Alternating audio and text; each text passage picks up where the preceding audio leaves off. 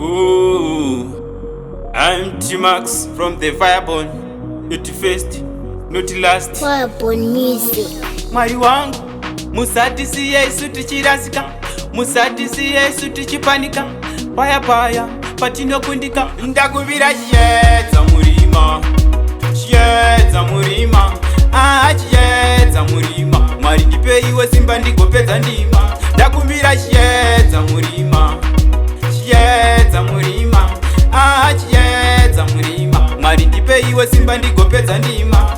Ndakukumbirawo kuvhenekerwa paya pawanenge wachiteketera, zimunoyera pindira. Nyangwe zvavo vakatirasa, wakati uyu hana basa, one day chete ndichapasa. Mwari baba ndo vane nyasha, ndo vane nyasha.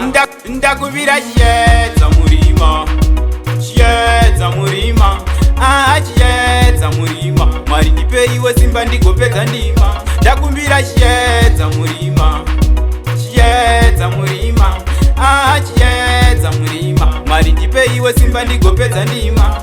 Mwari ndione iwo pandotadza, ndirwire iwo muhondo, ndirwire iwo hondo, hondo, hondo vanotoda hondo awa.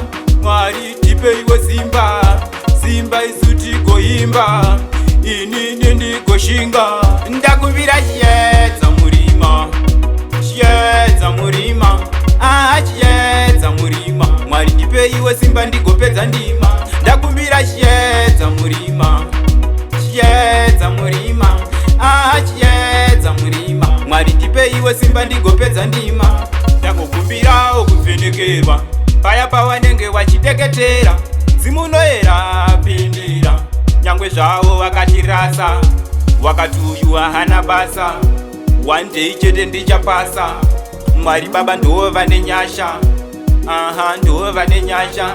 Ndakuvira chiedza murima, chiedza murima, chiedza murima. Mwari ndipe iwe simba ndigopedza ndima. Ndakumbira chiedza murima, chiedza murima, chiedza murima. Mwari ndipe iwe simba ndigopedza ndima. Fireborn music.